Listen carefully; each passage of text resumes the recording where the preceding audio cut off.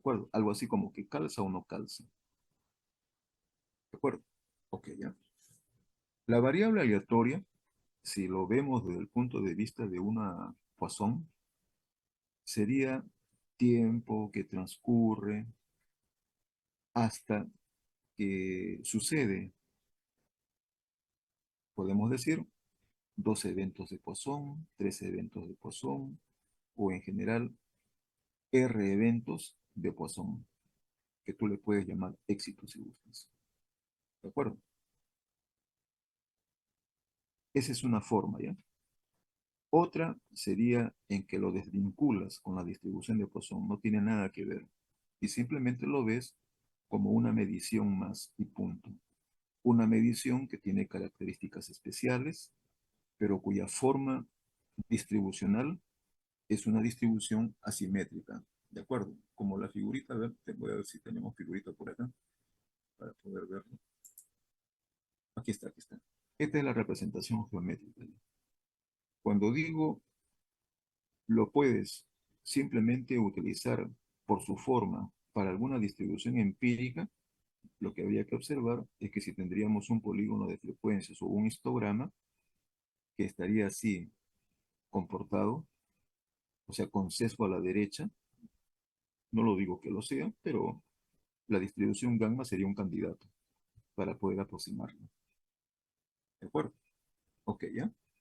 En nuestro caso, mayormente los problemas que nos gustaría resolver es que tengan una aplicación bajo la óptica de la distribución de Poisson. ¿De acuerdo? Como es el caso de la fiabilidad de los equipos, de las máquinas, de los activos, la durabilidad, ¿de acuerdo? En general, ¿no? Para el caso que tenemos, así como hay dos versiones de la distribución exponencial, hay también dos versiones de la distribución gamma. Por eso que insisto, simplemente traten ustedes de especificar qué variable aleatoria están ustedes estableciendo, ¿de acuerdo? Y con qué parámetros. A partir de ahí se puede deducir el modelo, como se indicó en el caso exponencial, ¿de acuerdo? La distribución gamma tiene dos parámetros. Pueden ver ustedes acá. Ahí están sus dos parámetros, los estoy resaltando. Uno llamado alfa y el otro beta.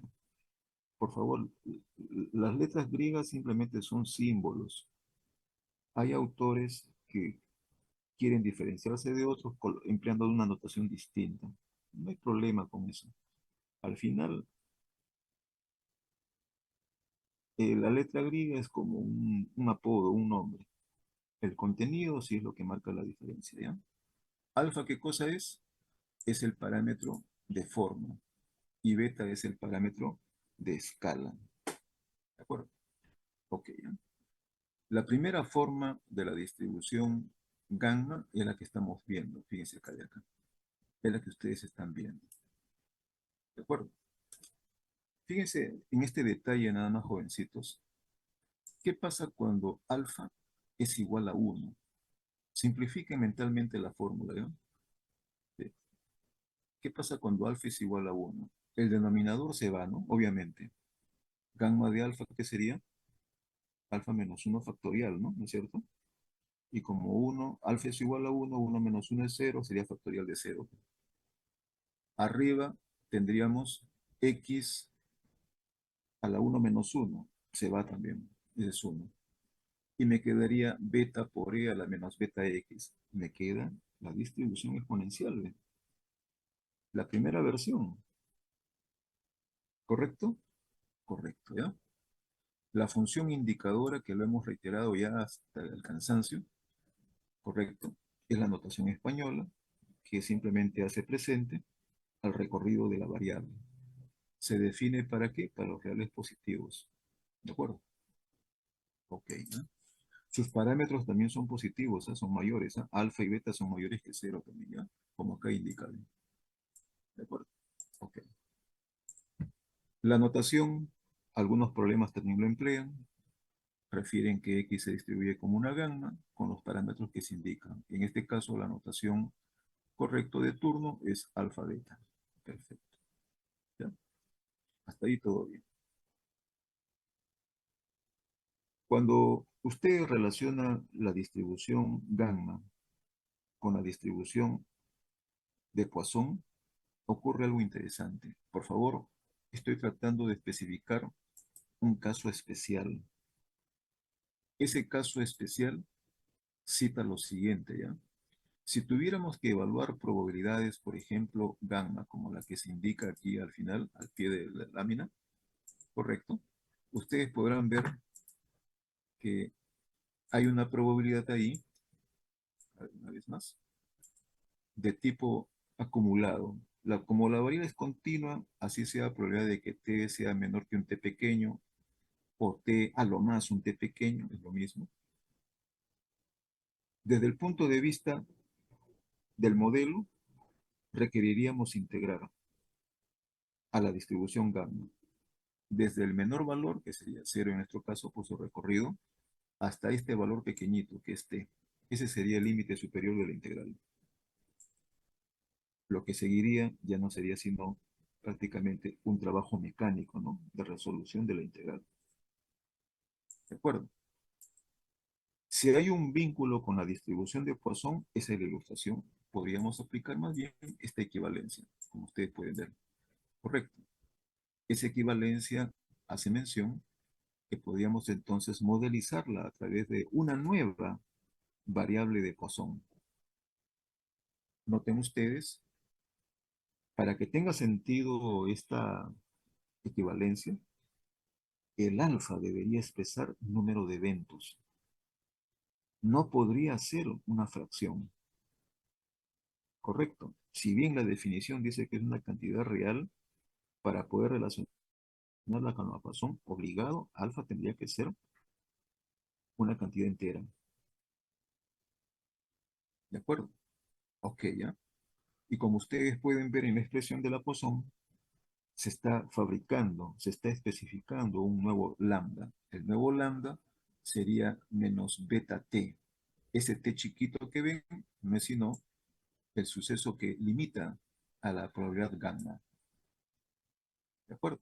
Y de esa manera, calcular la probabilidad gamma de una manera mucho más simple, más sencilla, práctico, utilizando el modelo de Poisson. Inclusive, este último podría de repente recurrir a las tablas de la distribución de Poisson y hacer más amigable, ¿correcto? La parte operacional. ¿De acuerdo? Ese es el mensaje, ¿ya? Ahora, si de repente estás pensando en integrar, caballero, aquí ya depende de su habilidad de uno. Si quieres integrar, puedes integrar, hay libertad. Pregunta, profe, ¿acá habría pérdida de precisión y exactitud? La respuesta es no. ¿Por qué? Porque acá tenemos una equivalencia, no es una aproximación. Estamos viendo el fenómeno, o sea, el suceso de probabilidad, pero de dos ventanas distintas. ¿De acuerdo? Ok, ¿ya? Entonces hay que tener en cuenta esto para poder salvar algunas contingencias de evaluación de probabilidades de la distribución gamma. ¿Eh?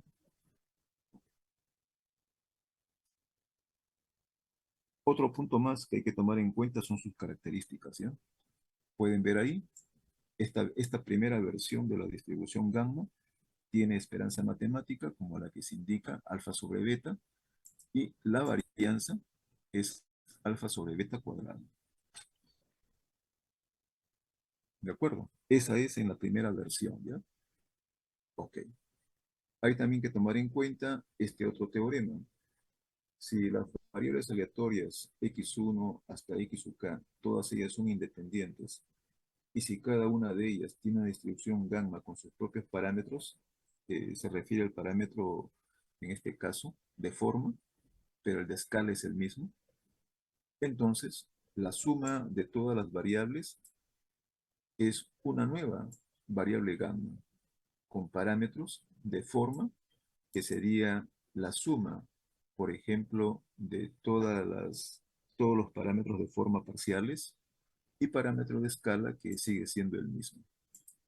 ¿De acuerdo? Como pueden ver, ¿ya? Entonces, aquí lo que está haciendo es sumar variables aleatorias gamma.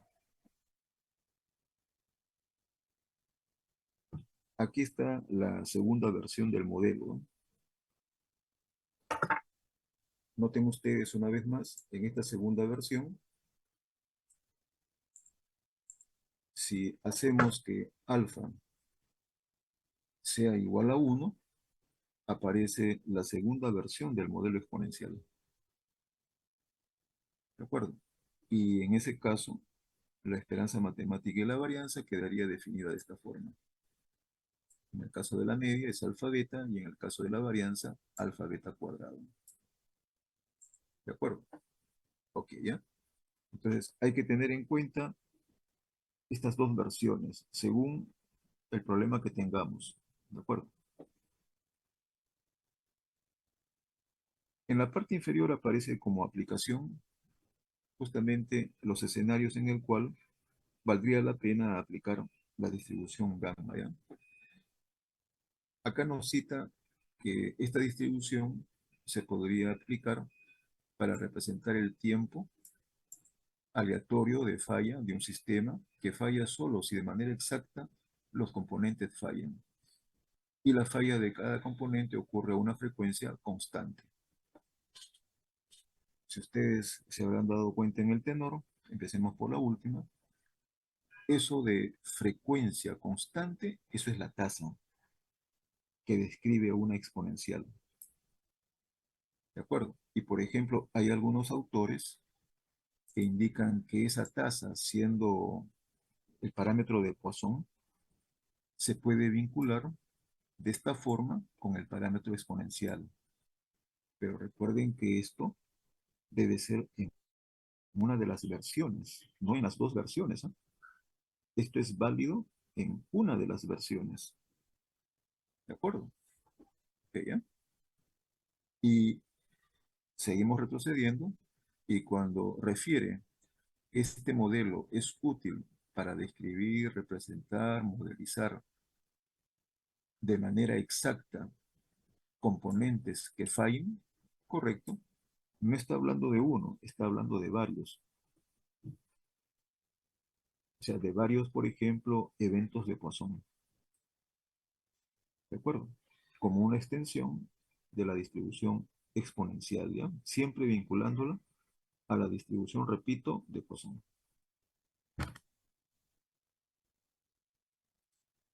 Se puede ver acá, por favor, enfóquense aquí en este problema. Supóngase que cierta pieza metálica se romperá después de sufrir dos ciclos de esfuerzo. Fíjese que hace mención a dos eventos. Todavía no sabemos si son de Poisson o no, pero hay dos eventos ahí, ¿eh? ¿De acuerdo? Si estos ciclos ocurren de manera independiente, ese es un buen dato. Recuerden que los eventos de Poisson también ocurren de manera independiente. Es un requerimiento esencial, ¿eh? A una frecuencia promedio de 2 por cada 100 horas. ¿Qué cosa me ha dado ahí? Me ha dado la tasa constante. ¿De acuerdo? Entonces, definitivamente, este es un problema en el cual se está relacionando eventos de Poisson, correcto, con una variable que debería tener un comportamiento tipo gamma. ¿De acuerdo? Me piden obtener la probabilidad de que el intervalo de tiempo se encuentre hasta que ocurre, y ahí lo dice nuevamente el tenor, fíjese, el tenor prácticamente se descubre hasta que ocurre el segundo signo. Si quieres de repente entenderlo, hasta que ocurre el siguiente fallo, pues, ¿de acuerdo? Para hacerlo entendible, ¿no? ¿Sí? ¿De acuerdo? Ok. Este tiempo, en un caso, sea menos de 200 horas, en otro dentro de una desviación estándar del tiempo promedio, y en otro caso más, a más de dos desviaciones estándar por encima de la media. ¿Ok? Siempre los problemas, tratemos de hacer un esfuerzo, correcto, si es que hay alguna dificultad en poder comprenderlo, ¿no? Recuerden que las preguntas que se plantean también están lidiando con el tema de la comprensión. O sea, ¿lo entiendo o no lo entiendo? Si le vas a preguntar al profe en una evaluación qué cosa es, qué significa o qué cosa me pide, Bueno, ya estamos resolviendo el 50% de la pregunta, pues. ¿De acuerdo? Ok, ya. Entonces, solución. Primero, identificar a la variable aleatoria. Aquí está. Representa el lapso, el tiempo que transcurre hasta que la pieza sufre su segundo ciclo de esfuerzo. ¿De acuerdo? Repito, en otras circunstancias, para que se entienda mejor, podría ser hasta que ocurran dos fallos, o dos averías, o dos eventos de Poisson en general. Ok. Al pie aparece la tasa constante, lo que está aludiendo de que todo esto se desarrolla de esa perspectiva si es que tuviéramos que individualizar no para dos eventos o tres o más, sino solamente para uno como un modelo exponencial. ¿De acuerdo? Ahí aparece la tasa, pueden ver ustedes, y la vinculación con el parámetro del exponencial. Repito, esto debe ser para una de las versiones, no es arbitrariamente para las dos. Todo depende de cómo lo estructure. ¿Ya? Ustedes pueden ver como el recíproco, ¿no? Ahí está, como el recíproco. Uno sobre beta, en este caso 50, se está entendiendo como el recíproco. ¿No?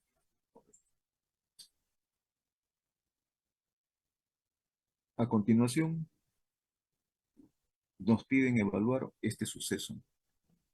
Probabilidad de que X sea menor que 200. ¿De acuerdo? Como ya decíamos, habiendo sido identificada la variable como una variable gamma para efectos de esta medición probabilística, la idea sería pues integrar. ¿No? Como ustedes pueden ver, se integra desde 0 hasta 200 utilizando el modelo gamma. Correcto. Si alguien cree que es suficiente llegar hasta ahí, bueno, lo que restaría es solamente la parte operacional, la integración. ¿De acuerdo? Ok. Pero si quisiéramos obtener un procedimiento mucho más pragmático, podríamos vincularla con la distribución de Poisson. Repito, esta vinculación siempre y cuando tenga también sustento, tenga fundamento. ¿De acuerdo? ¿Cuál sería el fundamento? El fundamento sería que el alfa es igual a 2, una cantidad entera. Correcto. Y como tal, podríamos vincularlo con la distribución de Poisson, como ustedes ven la expresión que sigue de aquí a aquí. ¿De acuerdo? Ahí está entonces, fíjense, el valor de t chiquito, como decíamos en la parte anterior. Aquí está el parámetro, correcto, y todo ello habla de un nuevo parámetro de Poisson, correcto, que se puede evaluar a través de su propia distribución, que sería mucho más práctico. Finalmente, tenemos la probabilidad de Poisson, complementariamente, la probabilidad pedida.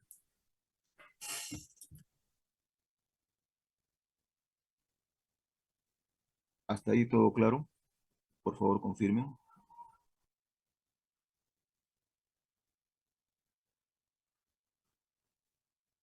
Ok, ya. Ahora, en la parte B, por favor, esto ya es un tanto eh, entender el significado de lo que nos piden, ¿ya? Acá dice dentro de una desviación estándar del tiempo promedio. Les comento de manera muy modesta, este tenor se ha recogido y se ha insertado en varias evaluaciones. Quizás sea, una vez más, algo así, ¿no? Como un cliché que lo tengan que ver otra vez ustedes en algún otro problema. Y se observa que quizá de repente no están atentos, algunos jovencitos no entienden qué cosa es lo que está pidiendo ahí. ¿De acuerdo? ¿Qué cosa es eso? ¿Es un entorno? ¿Es una desigualdad? ¿A quién alude? Y lo que hay que entender es que está haciendo referencia aquí, uno, la media, que sería la esperanza matemática, y otro que es la desviación estándar de la variable aleatoria, o sea, ¿de quién? Sería en nuestro caso de X. Sus características de la variable aleatoria de una lambda. Como dice a más de dos desviaciones estándar, entonces eso tendríamos que formularlo del siguiente modo. Aquí está. Dos desviaciones estándar, considerando las características de una distribución gamma, podría ser a la izquierda, a la derecha, por encima o por debajo de ella. ¿De acuerdo? Pueden ver aquí, ¿correcto? ¿Estamos bien? Sí, ahí está. Dentro de una desviación estándar del tiempo promedio, ¿no? Eso es. Y en el otro caso, a más de dos desviaciones estándar por encima de la media. Perfecto. Entonces, para la parte B, aparece aquí el intervalo. Mu menos sigma por un lado y mu más sigma en el otro lado. Perfecto. Una vez habiendo evaluado las características, se puede obtener los límites inferior y superior. Y llegaríamos algo así como a la parte A.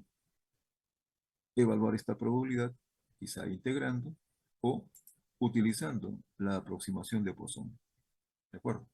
Y en la parte S, como dice, dos desviaciones estándar por encima de la media, consideramos solamente un lado. Y una vez más, reemplazando sus características, obtenemos ahí el valor que queremos evaluar, x mayor que dicho valor, y esto ya sea con integración, ya sea utilizando otra vez la identidad con la distribución de Poisson, podríamos encontrar o medir su probabilidad.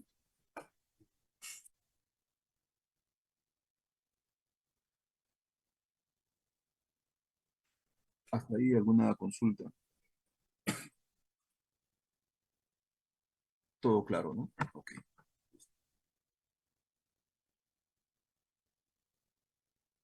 Acá les proporciono una alternativa, ¿ya? Calcular probabilidades gamma. Claro, voy a regresar nuevamente mejor acá, para que se vea. Voy a regresar acá. Aquí, por favor, aquí en esta parte. Observen esta parte, la primera donde está la integral. Resolver esta integral es directa, ¿no? No hay mayor problema. Pero ¿qué pasaría si es que alfa, en lugar de ser 2 hubiera sido 5? Según la distribución, tendríamos entonces que haber hecho esto, ¿no? 50 elevado a la quinta, ¿no es cierto? Por x elevado a la quinta menos uno, ¿cierto? Cierto. Y lo que sigue. Si tenemos x elevado a la quinta menos uno es x elevado a la cuarta. Ok. Si tuviéramos que resolverlo a mano eso, sin calculadora obviamente, a mano, ¿cuántas veces deberíamos integrar?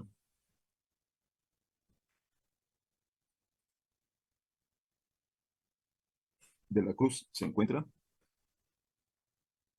De la Cruz. Sí, profesor. Disculpe, ¿podría repetir, por favor? Sí, sí. Simplemente le hago este comentario. Piense de que el X que está viendo ahí, ve lo que estoy resaltando.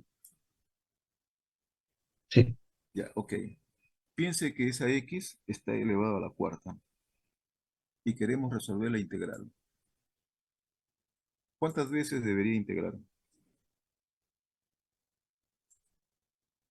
O mejor dicho, ¿qué criterios se aplicaría para poder resolver esa integral? Comente nada más. No hay necesidad de hacerlo, solamente comentarlo.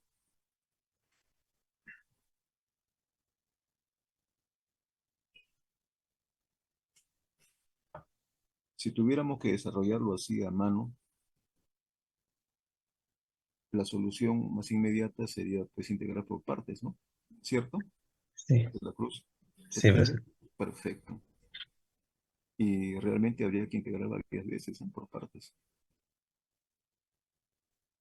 ¿Correcto? Correcto, ¿no? Entonces se vuelve tedioso eso, ¿no? ¿De acuerdo? Entonces, una vez más, recuerden que si es posible que ese alfa sea un entero, entonces podemos utilizar la identidad con o la equivalencia con la distribución de Poisson, ¿ya? Esa es la ventaja, ¿de acuerdo? Ok. Quizá en algunos casos eh, resulte más complicado. ¿Por qué? Porque tal vez el alfa, tal vez el beta, como se indicó en la definición, sean reales. O sea, puede ser que de repente en algún momento utilice hasta fracciones, ¿no? Y si tiene fracción el alfa, ni modo, pero ya no lo podemos relacionar con la Poisson, ¿no? Estaría hablando simplemente de mediciones, nada más, cuya distribución en forma, el caso de una distribución empírica, se parece pues al de la distribución, o se aproxima a la distribución gamma. ¿De acuerdo? Por eso que estos teoremas y corolarios que vienen a continuación nos pueden sacar del apuro, ¿ya? Si es que, repito, tendríamos alguna dificultad en la parte operacional o evaluativa de la probabilidad. Simplemente son recursos y hay que ver hasta qué punto resulta práctico, pues, ¿no? Si no, es más complicado, lo dejamos, pues, ¿no? ¿De acuerdo? ¿Qué nos dice el teorema? Este teorema habla de una suma de variables aleatorias, ¿no? Como pueden ver. Claro, notaciones son notaciones acá, ¿ya? Aquí sí hay que ser un poco, diríamos así, prácticos. Hay que tener más muñeca, como decimos criollanamente, ¿ya? Para manejar la notación. No es rígido. Nos habla que esta suma, correcto, de variables aleatorias, en el cual intervienen R variables aleatorias. ¿De acuerdo? Todas ellas independientes e idénticamente distribuidas. Eso es lo que nos dice. Cada una de las cuales tiene una distribución exponencial con el mismo parámetro alfa. Bueno, aquí el autor ha querido darle al parámetro de escala la representación de alfa, pero por favor, este alfa no tiene nada que ver con la parte anterior. Tiene otro, aquí en este tenor, tiene otro significado el alfa. Eso es lo que hay que entender, ¿ya? Esto ha sido extraído del libro de Meyer, Probabilidad y Aplicaciones Estadísticas. ¿De acuerdo? Por eso que cada autor a veces utiliza su propia notación, ¿no? Pero hay que tener muy en cuenta que la notación son como los nombres, como los apodos, pero el contenido no varía, es el mismo. Bien, se cumple entonces, eso es lo que quiere especificar, que la nueva variable z tiene distribución gamma con parámetros alfa y r. R sería el número, por ejemplo, ¿de qué? De eventos de Poisson. Y alfa sería el parámetro de escala. O sea, aquí en esta notación, el alfa es como el beta en la parte anterior. Y el R que aparece acá es como el alfa que aparece en el modelo anterior. Por favor, repito, no es mi ánimo confundirlos, sino que entiendan que cuando uno habla de parámetros, cada parámetro maneja su propio contenido. Le pongas el nombre que quieras, o la representación o el símbolo. ¿De acuerdo? Ok, ¿ya? El corolario ahora dice lo siguiente, ¿ya? De acuerdo a lo anterior, correcto, si tuviéramos que definir esta variable aleatoria, W igual a 2 alfa z, se podría demostrar que esta tiene una distribución especial llamada chi cuadrado con 2r grados de libertad. ¿Y por qué hace esta salvedad? Lo que quiere simplemente es proporcionarte una herramienta de que si tuvieras que enfrentarte con una distribución gamma y de repente los cálculos son tediosos o de repente van a representar mucha carga operacional, podríamos tal vez transformarla y más bien evaluarla a través de otra distribución especial llamada chi cuadrado. Y por lo tanto, aquí tenemos la relación de, ¿correcto? Una variable gamma con esta performance, podríamos entonces equipararla como la probabilidad de una nueva variable, pero cuya distribución ahora es una chi cuadrado, con 12 grados de libertad, repito, ¿no? ¿De acuerdo? Y si me lleva a esta nueva distribución, ¿cuál es lo práctico? Es que se tiene tablas disponibles de la distribución chi cuadrado, lo que hace más práctico su evaluación. ¿De acuerdo? O sea que me olvido de estar integrando, por así decirlo, ¿no? ¿De acuerdo? O me ahorro más bien el trabajo de integración. Si de repente para ti no es molestia alguno, bueno, seguimos con integración entonces, no hay problema, ¿no? ¿de acuerdo? Pero si quieres ir a la parte práctica, podríamos entrar a tallar, ¿de acuerdo? Con este corolario, ¿no? Ok, listo. Es así como viabilizamos a esta nueva distribución, ya que es la distribución chi cuadrado. Aquí les hago un comentario, jovencitos, ¿no? Para resumir esta partecita, ¿ya? Primera preocupación. Profe, este tema de distribución chi cuadrado, voy a seguir pasando. Distribución T de student y distribución F de Fischer-Snedekor. Profe, ¿eso viene también en la tercera? Es la primera pregunta. Sí, podría ser, claro, pero le estamos reservando más espacio para la cuarta práctica. ¿Por qué? Porque de acuerdo a la naturaleza de nuestro curso, estas son tres distribuciones especiales que en nuestro caso, por favor, tomen en cuenta eso, ¿eh? En nuestro caso, utilizamos estos tres modelos más para propósitos de análisis muestral, ya no en la población, sino en la muestra. Repito, en nuestro caso, ¿de acuerdo?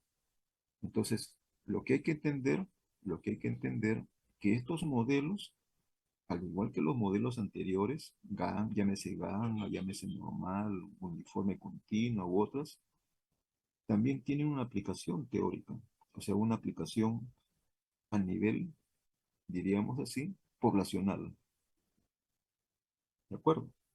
Como lo voy a comentar en el caso de ilustración del H cuadrado, ¿ya? Para que vean ustedes los dos escenarios, ¿de acuerdo? Ok, ¿ya? Aquí la variable aleatoria X, simplemente la vamos a expresar como cualquier medición no negativa. Cualquier medición que tú quieras, no negativa, ¿ya? Estaría distribuida como un H cuadrado con parámetros. Voy a poner acá, voy a regresar al H cuadrado. Aquí está, con parámetro n, que representa los grados de libertad de la distribución, ¿ya? Entonces, ¿esto cómo se lee? Se lee f, función de probabilidad de la variable aleatoria x, con parámetro n, que es igual a toda esta expresión. Aquí está. La función indicadora que aparece a continuación me está diciendo que se define para los reales positivos.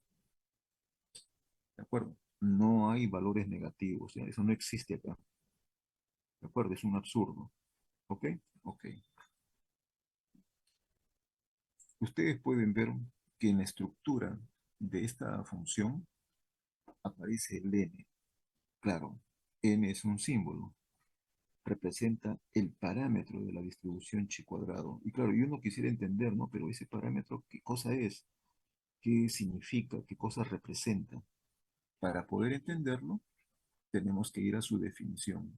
Entonces voy a la definición, ¿ya? Voy acá a la definición. Aquí. Comienzo con esto.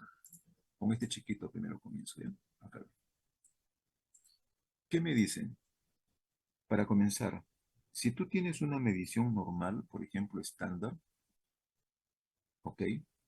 El cuadrado de esa medición es un chi cuadrado con un grado de libertad. Entonces ya entenderíamos que grados de libertad alude a la variable, en este caso a a la cantidad de variables. Como tenemos solamente uno, entonces aquí debe ser grados de libertad igual a uno. Pensemos ahora en más, ¿ya? Pensemos que tenemos una sucesión de variables, todas ellas, como indican las siglas. Por favor, díganme qué cosa significa esto. Lo habíamos mencionado. ¿Qué significado tiene?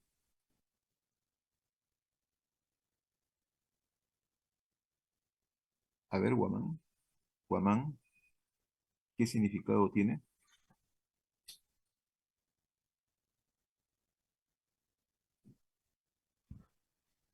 No recuerdo bien, profesor. A ver, independiente. La primera I es independiente. La segunda, Independiente. idénticamente. Y la D, distribuida. Distribuida. Sí. Eso, muy bien, ¿ya? No se olviden de eso. Los problemas van a aparecer con estas siglas, ¿ya? Ok.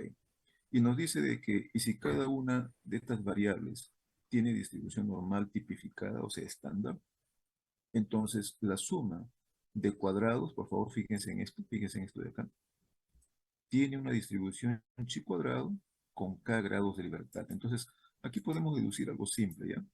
Este k que aparece ahí, ese k que aparece acá, llamado grados de libertad, ¿qué significado tendría?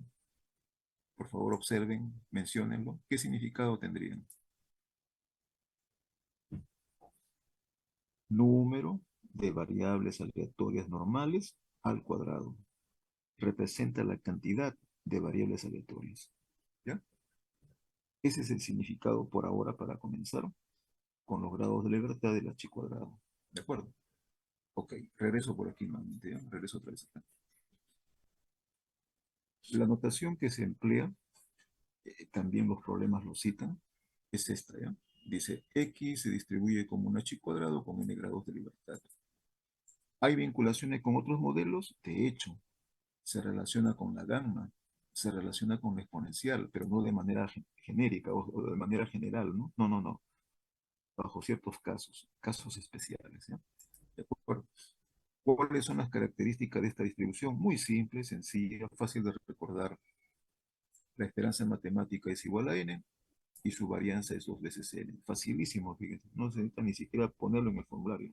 Obvio. ¿De acuerdo? Correcto. Y ahora acá, ¿ya? Acá hay otro teorema. Si tú tienes una sucesión de variables aleatorias independientes, donde cada una de ellas se distribuye como un h cuadrado con sus propios grados de libertad, ¿de acuerdo? Entonces, la suma de todas ellas sería nuevamente un h cuadrado, pero con grados de libertad, que es la suma de los grados de libertad marginales. ¿De acuerdo? Entonces, acá se aplica la propiedad aditiva de la distribución chi cuadrado. ¿Se acuerdan que en un comienzo, cuando recién aperturamos este tema, hablábamos de las propiedades, que hablábamos que hay casos en los cuales la propiedad es transversal, sobre todo la aditividad, y este es el caso. En exponencial se cumple esto. En la normal, la propiedad aditiva también se cumple.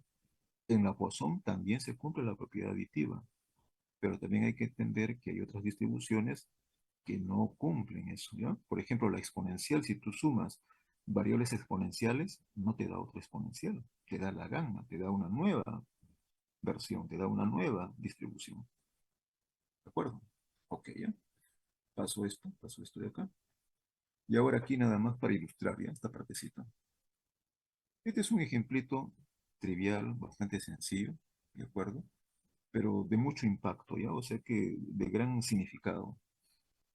Nos dice que se elige un punto en el espacio, puede ser en el plano, puede ser en el hiperespacio también, de forma que sus tres coordenadas sean variables aleatorias independientes con distribución normal de parámetro 0,1. Pregunta cuál es la probabilidad de que el cuadrado de la distancia de dicho punto al origen sea menor que 6,25. Por cierto, este parece ser un ejemplo ejemplo de salón, pero tiene mucha trascendencia, jovencitos. Esto se puede aplicar en el campo de la manufactura, sobre todo cuando se requieren tal vez eh, las famosas Maybor, por ejemplo, por nombrar una de ellas, tarjetas en los cuales los puntos de soldadura tienen que ser exactos, como se dice, ¿no? O por lo menos con el menor error posible. Es como puntos de impacto, ¿de acuerdo? O también, si lo llevamos al campo de batalla, como tal vez la precisión que tenga un proyectil, ¿no? ¿No es cierto? Hablando de precisión y exactitud. ¿De acuerdo? Ok. Consideremos lo siguiente, ¿ya? Tú tienes tres coordenadas, ¿de acuerdo? Y tienes el impacto en el espacio sobre un blanco determinado. Entonces, si nosotros consideramos que los desvíos, ya sea horizontal, vertical, de fondo, etcétera, o sea, profundidad, se comportan de manera muy similar, eso significaría que no habría sesgos. Eso significa de que no habría sesgo en el cual los impactos tiendan a irse a un lado, ¿no es cierto? La parte superior, a la izquierda, a la derecha, abajo, etcétera. Sería equilibrado. Esa es la razón por la cual estamos considerando que los distanciamientos, o mejor dicho, las coordenadas se distribuyen normalmente con estas características, ¿ven? Y se entiende perfectamente. Hasta ahí se entiende perfectamente que no hay sesgos, ¿de acuerdo? Sino que estos desvíos se producen de manera aleatoria, ¿de acuerdo? Ok. Pregunta, ¿cuál es la probabilidad de que el cuadrado de la distancia de dicho punto al origen sea menor a 6,25? Y acá interviene un concepto elemental, la definición de distancia en el espacio. Eso ustedes lo saben al revés y al derecho. ¿De acuerdo? Por eso que acá el problema cita las coordenadas, cita la distribución de cada una de ellas, como debe ser, y luego invoca el concepto correcto de distancia. ¿De acuerdo? Perfecto. Ahí lo tenemos. ¿Ya? Como usted ve, las x sub i, x1, 2 y 3, para nosotros son variables aleatorias. Y estamos viendo de que es una suma de variables aleatorias normales al cuadrado.